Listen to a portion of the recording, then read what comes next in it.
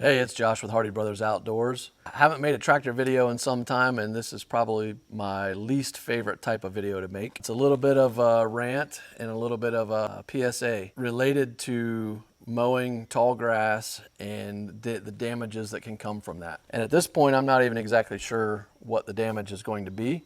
But I came into my pole barn today, took the tractor out, was getting ready to go do some stuff with the box blade, got a lot of plans over the weekend, and found a sizable oil spot on the floor after I pulled it out. So I got down, started looking, and had recently seen a post from a gentleman in the 2 Series Facebook forum, and he had grass wrapped around his axle and nearly started a fire.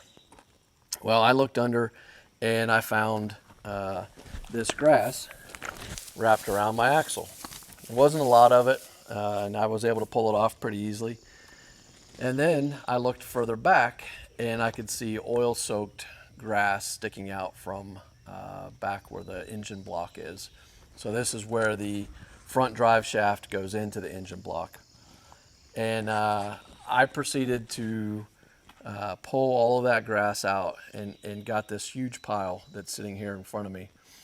Took me probably 20 minutes laying down there with a screwdriver and a wrench or a set of channel locks pulling out all of that grass. And as soon as I got it all cleaned up, I cleaned up where the drive rod goes into the block, and I could see the oil continuing to drip out. So all that grass was catching it, actually prevented me from even noticing it the last time I had it out. So I've had it out twice now with all that grass in there.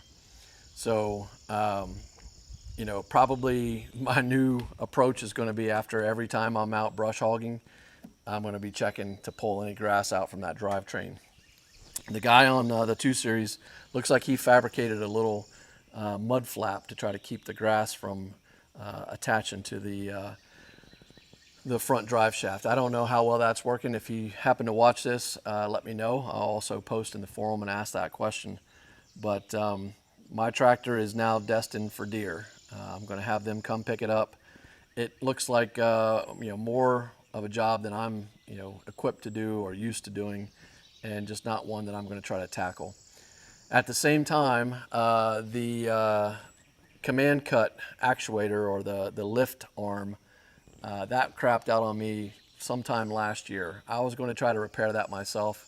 Figured now that I'm paying for it to be hauled into Deere, I'm just going to go ahead and have them tackle both of those. So haven't been mowing this year with the Deere. I've been mowing with my old Massey 4-wheel drive. It's a smaller tractor, but I guess that's it. I mean, it's not, I don't know if this is a design flaw by Deere, because there's a huge area in there to collect grass. I don't know how they would close that up any, or if it would even matter, but it's definitely going to be a spot that I look up in. You can see the size of this cavity and how big it is.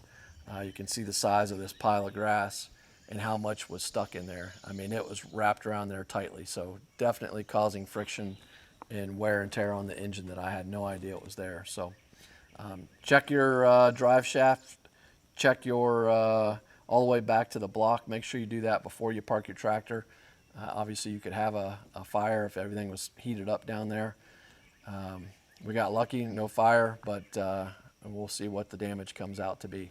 I'll report back on what needs to be done. I'm hoping there's just a seal in there that got worn out, and that's it. But I have a feeling that just getting to that seal is going to be a costly chore. So thanks a lot for watching. If you haven't seen my other content on the 2032R, check out the playlist here. We've got a ton of content on the 2032R, the 1025R, and the 4052R.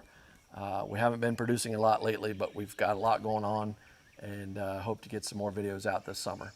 Thanks a lot for watching. We'll see you next time.